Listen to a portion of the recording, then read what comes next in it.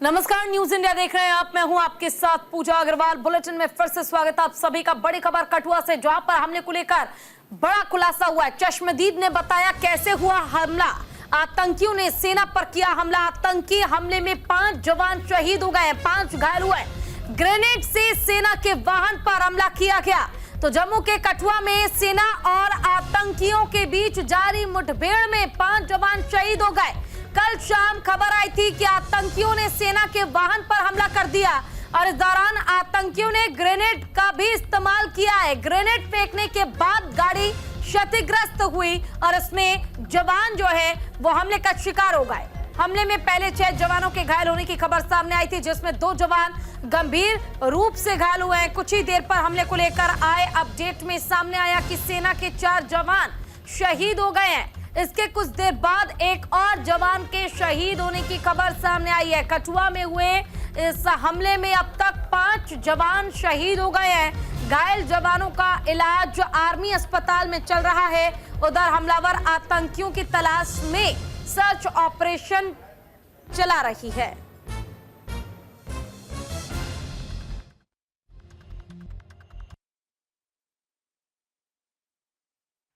मैं सर इधर मेरे अलावा 5-6 बंदे और थे। दुकान पर सौदा लेने के लिए आए थे। लेकिन पहले गाड़ी गई, लोकल गाड़ी जो बस होती है, उसके बाद 2 गाड़ियां आर्मी वाली की आ गई और इधर से एक टिपरा साइड से उनको क्रॉसिंग दी। जब क्रॉसिंग दी तो टिपर जहां से इधर पहुंचा था आगे, तो गाड़ी को हम अंदर सौदा दे रहे हैं तो एट ए टाइम फायर हुआ, छोटा फिर बड़ा हो गया। तो हमने जो अंदर आदमी 4-5 बैठे, हमने गाड़ी का आर्मी वाले को गाड़ी का टायर पंचर हो गया, क्योंकि गाड़ी तो हमने देखी थी, गाड़ी जा रही थी। उसके बाद एट ए टाइम फायरिंग शुरू होगी। तो आपने बाहर निकल नहीं, हमने बाहर नहीं निकले। हमने बाहर नहीं देखे, क्योंकि जब काउंटर चल रहा था दोनों साइड पे हमें। देखिए, उत्तराखंड देवभूमि के साथ साथ वीरभूमि है और आज हमारे 5 वीर जवानों के शहीद होने की सूचना मिली है, जो बहुत ही कष्टकारी है, दुखद है। लेकिन हमारे 5 जवान जिन्होंने अपना सर्वोच्च बलिदान दिया है भारत माता की रक्षा के लिए, हम सब की रक्षा के लिए, उनका बलिदान बेकार नहीं जाएगा और पूरा राष्ट्र उनको याद करेगा। निश्चित रूप से हमारे इन वीर जवानों का बदला लिया जाएगा। आतंकवाद का सफाया होगा, अलगाववाद का सफाया होगा, विघटनकारी शक्तियों को तगड़ा जवाब दिया। ये पाकिस्तान के इशारे पर आतंकवादी संगठनों द्वारा की गई कायरतापूर्ण कार्रवाई है। हमारे वीर सैनिक इसका कड़ाई से जवाब देंगे। जिला कठुआ के बिलावर के इस फॉरेस्ट एरिया में आज लगातार तलाशी अभियान दूसरे दिन जारी रहा। हम आपको बताते चले कि जहां हेलीकॉप्टर्स ऊपर मंडराते रहे, वहीं कई ड्रोन्स जो हैं वो वीडियो फुटेज और फोटोग्राफ्स यहाँ बनाए अस्थाई कंट्रोल रूम को भेजते रहे। न केवल एलीट कमांडो फोर्स बल्कि विलेज डिफेंस गार्ड के सदस्य, जम्मू कश्मीर पुलिस, सेना और सीआरपीएफ के जवान नदी नालों में उन आतंकियों की तलाश कर रहे हैं जिन्होंने कल घात लगाकर हमला किया था, जिसमें 5 जवान हमारे शहीद हो गए हैं। हम आपको ये भी ज़रूर बताते चले कि पिछले 2 सालों में लगातार सेना पर घात लगाकर हमले कई बार जम्मू प्रोविंस में हुए हैं, जिसमें 40 के करीब हमारे सुरक्षा बलों की जान चली गई है। इस सब के बावजूद लगातार जो सुरक्षा बल हैं वो भी आतंकियों को निशाना बना रहे हैं। पिछले 15 दिनों में 15 आतंकियों को जम्मू कश्मीर में मार गिराया गया है। सबसे बड़ी बात इस फॉरेस्ट एरिया में ये है कि जब तक लोकल गाइड, लोकल सपोर्ट उन आतंकियों के साथ नहीं हो, इस तरह का घात लगाकर हमला करना बिल्कुल संभव नहीं है। देखिए, एक बार फिर से कठुआ दहल चुका है। जम्मू कश्मीर के कठुआ में आतंकी हमला हुआ। सेना के वाहन पर गोलीबारी की गई। ग्रेनेड से भी दहशतगर्दों ने हमला किया। हमले में 5 जवान शहीद हो गए, 5 जवान घायल हैं। सेना ने हेलीकॉप्टर से उतारे पैरा कमांडो। आतंकियों की तलाश में जवान लगातार जुटे हुए हैं। इलाके में सर्च ऑपरेशन भी लगातार जारी है और आतंकियों की खोजबीन जो है वो लगातार की जा रही है, ताकि आतंकियों के बारे में पता चले तो उनको भी मुंह तोड़ जवाब दिया जा सके। जम्मू कश्मीर में लगातार आतंकी हमले बढ़ते जा रहे हैं। आतंकी हमले के मामलों में जिस तरह से इजाफा हुआ है, ऐसे में बहुत जरूरी है आर्मी को कि वो अलर्ट मोड पर रहे और इस चीज को समझे कि आखिर आतंकी अगर जम्मू या कश्मीर के किसी भी इलाके में छुपे हुए हैं तो उन्हें जल्द पकड़ा जा सके।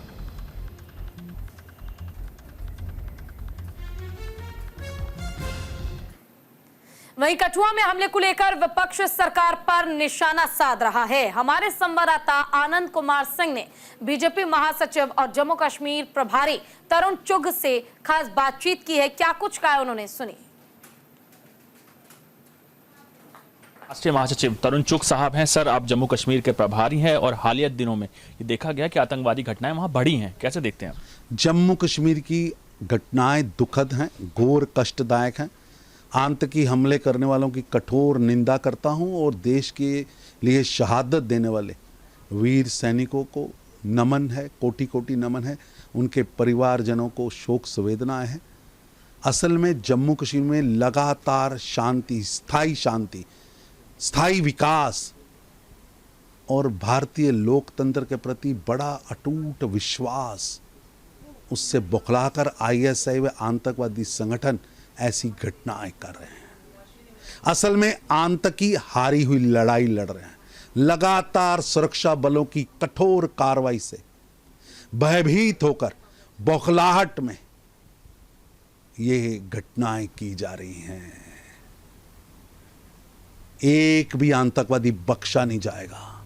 आतंकवाद के समूल नाश के लिए नरेंद्र मोदी जी की सरकार वचनबद्ध है और देश के नागरिकों पर हमला करने वाले बख्शे नहीं जाएंगे। ये थे बीजेपी के वरिष्ठ नेता कैमरामैन आकाश के साथ में आनंद कुमार सिंह, न्यूज इंडिया, दिल्ली। वहीं असम में बाढ़ ने तबाही मचा दी है। बाढ़ भूस्खलन तूफान ने अब तक 78 लोगों की जान ले ली है। 23 लाख की आबादी बुरी तरह से प्रभावित है। असम में बाढ़ ने भारी तबाही मचाई है। बाढ़ से अब तक 78 लोगों ने जान गंवा दी है। आधिकारिक रिपोर्ट के मुताबिक असम में बाढ़ की वजह से अब तक 28 जिलों में लगभग 23 लाख की आबादी प्रभावित हुई है। लगातार बारिश की वजह से ज्यादातर नदियों का जलस्तर खतरे के निशान के ऊपर बह रहा है। विपक्ष के नेता राहुल गांधी असम दौरे पर पहुंचे हैं, जहां उन्होंने कछार जिले के फूलटल में बाढ़ राहत शिविर का दौरा किया। असम के मुख्यमंत्री हिमंत बिस्वा शर्मा ने कहा कि बाढ़ प्रभावित जिलों में सभी राहत शिविरों को अच्छी तरह से बनाकर रखा गया है और स्थिति सामान्य होने तक पर्याप्त आवश्यकता वाली चीजों को यानी कि वस्तुओं का भंडारण भी किया जा रहा है।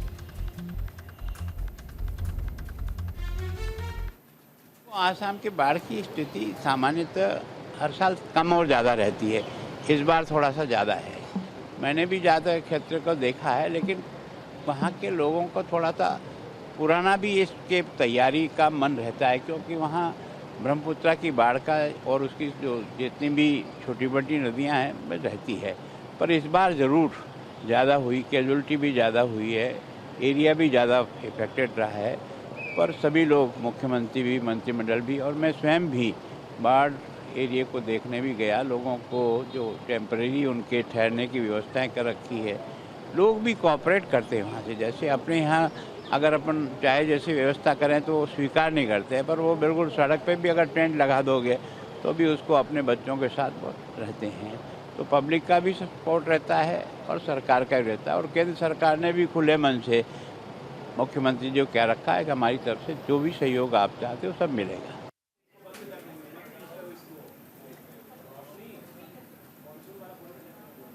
असम में पानी का प्रहार लगातार जारी है। बाढ़ ने तबाही मचा दी है। बाढ़, भूस्खलन और तूफान से कुल 78 लोगों की अब तक मौत हो चुकी है।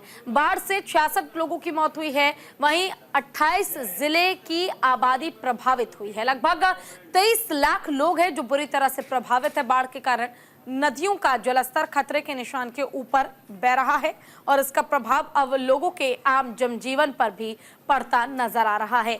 आम जनजीवन पर प्रभाव कुछ इस कदर पड़ रहा है कि अब लोगों के पास रहने के लिए घर तक नहीं है, घर में भी बाढ़ का पानी जो है वो घुस चुका है।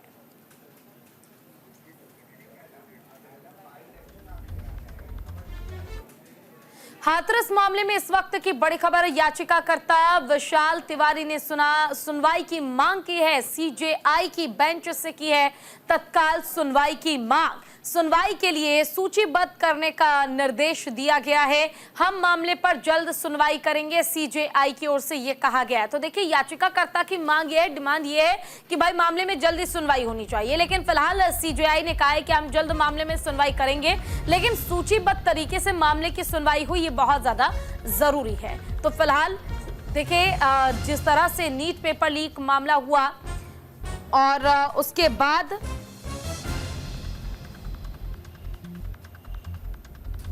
हाथरस, माफ कीजिएगा, हाथरस मामले पर यह अपडेट हम आपको दे रहे हैं। इस वक्त की जो बड़ी खबर है वो ये, याचिकाकर्ता विशाल तिवारी जो हैं उन्होंने जल्द ही मामले में सुनवाई की मांग की है। सीजेआई की बेंच से तत्काल सुनवाई की मांग की गई। सीजेआई की ओर से कहा गया कि सूचीबद्ध तरीके से हम मामले की जांच जरूर कर रहे हैं और जल्द ही मामले में सुनवाई भी जल्द पूरी की जाएगी।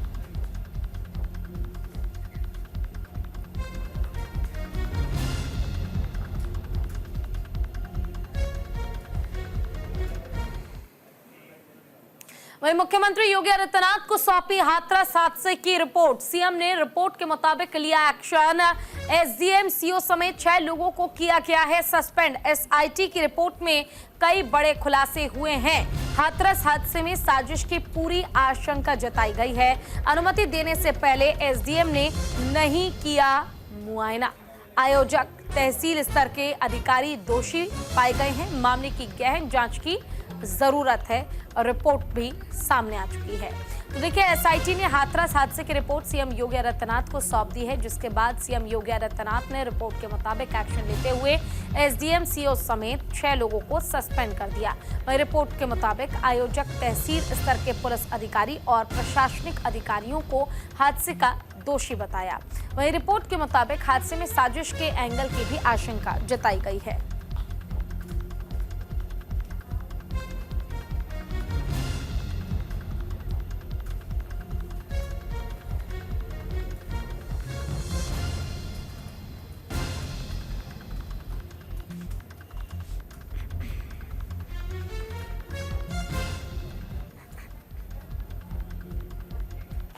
तो देखिए, एसआईटी की रिपोर्ट में कई बड़े खुलासे हुए हैं। आयोजकों ने भीड़ व्यवस्था करने को लेकर इंतजाम नहीं किया था और एसआईटी रिपोर्ट में इस बात का खुलासा हुआ। सत्संग के आयोजकों ने पुलिस से दुर्व्यवहार किया।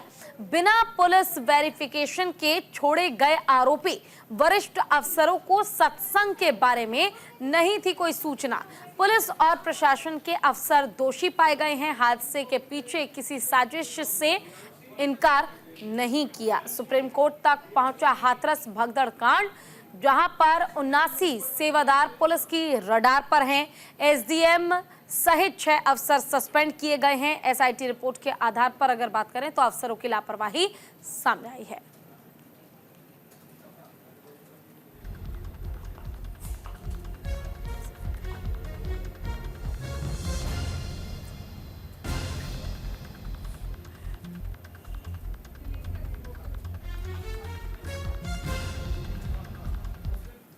एक और बड़ी खबर आपको बता दें, रायबरेली दौरे पर कांग्रेस सांसद राहुल गांधी ने मंदिर में पूजा अर्चना की। जनता और कार्यकर्ताओं से मुलाकात करेंगे। तो रायबरेली का कांग्रेस सांसद राहुल गांधी ने दौरा किया, जहां पर राहुल गांधी ने पहुंचकर पहले हनुमान मंदिर में माथा टेका, पूजा अर्चना की। अपने संसदीय क्षेत्र के दौरे की शुरुआत उन्होंने हनुमान जी के आशीर्वाद के साथ की है। तो रायबरेली दौरे पर राहुल गांधी पहुंचे हैं। रायबरेली दौरे पर राहुल गांधी ने जीत के बाद ये दूसरी बार है जब दौरे पर वो पहुंचे हैं। मंदिर में राहुल गांधी ने पूजा अर्चना की है। स्थानीय लोगों से करेंगे मुलाकात। संसदीय क्षेत्र विकास का लेंगे जायजा। पार्टी कार्यकर्ताओं से भी करेंगे संवाद। क्षेत्र में विकास को लेकर करेंगे चर्चा।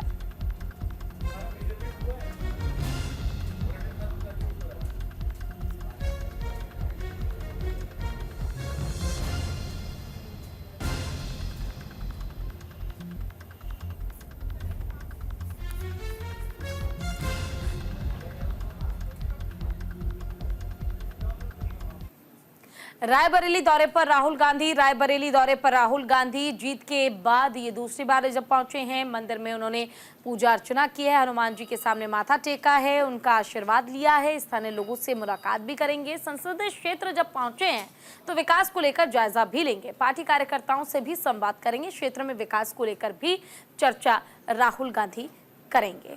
तो फिलहाल ये काफी महत्वपूर्ण जानकारी जो है, अपडेट जो है वो हम आपको दे रहे हैं। राहुल गांधी जो है रायबरेली के दौरे पर पहुंचे हैं और उनका दौरा बहुत खास माना जा रहा है। ये दूसरी बार है जीत के बाद जब वो रायबरेली पहुंचे हैं।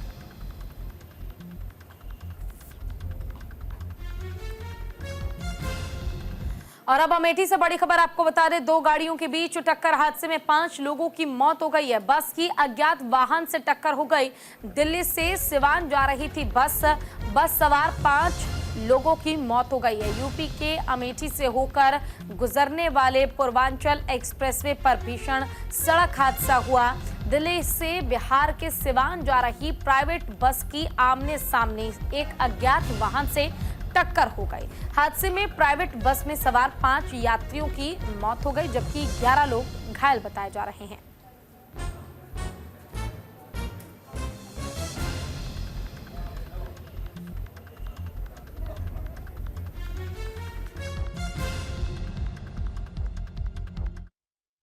मामला है जो है जगदीशपुर से लेकर आया हुआ था, कुछ जो है बाजार स्कूल से आया हुआ। एक शिवा नाम का जो है 35 साल उम्र है, जिसको लाया गया यहाँ चेक किया गया, वो पराजित था। हम लोग उसको जो है मृत्यु घोषित करती है।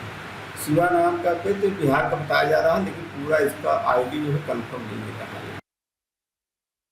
करीब 2 बजे थाना बाजार स्कूल जनपद अमेठी के पूर्वांचल एक्सप्रेस वे के 68.8 किलोमीटर पर एक प्राइवेट बस जो दिल्ली से सीवान जा रही थी, वो किसी अज्ञात वाहन से टकरा गई, जिसपे बैठे हुए करीब 12 लोग घायल हो गए और 4 लोगों की मौके पर मृत्यु हो गई।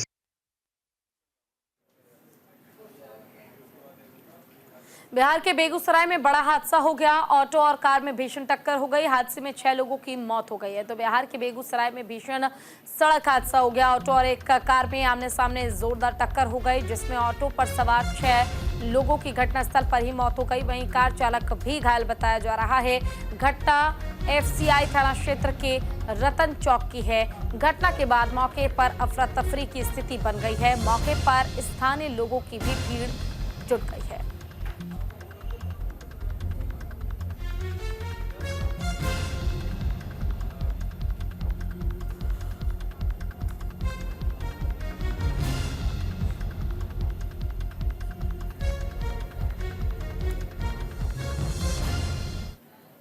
मानव अंगों के तस्कर गिरोह का पर्दाफाश हो गया। दिल्ली पुलिस की क्राइम ब्रांच टीम ने किया पर्दाफाश। डॉक्टर समेत 7 आरोपियों को टीम ने पकड़ लिया है। तस्करों के बांग्लादेश से बताए जा रहे हैं संबंध। 25 से 30 लाख रुपए में करते थे अंगों की तस्करी। तो दिल्ली पुलिस क्राइम ब्रांच ने मानव अंगों की तस्करी करने वाले गिरोह का पर्दाफाश कर दिया है। क्राइम ब्रांच ने एक डॉक्टर समेत करीब 7 लोगों को गिरफ्तार किया। इस रैकेट में शामिल लोगों के संबंध बांग्लादेश से बताए जा रहे हैं। टीम के मुताबिक आरोपी प्रत्येक ट्रांसप्लांट के लिए 25 से 30 लाख रुपए लेते थे।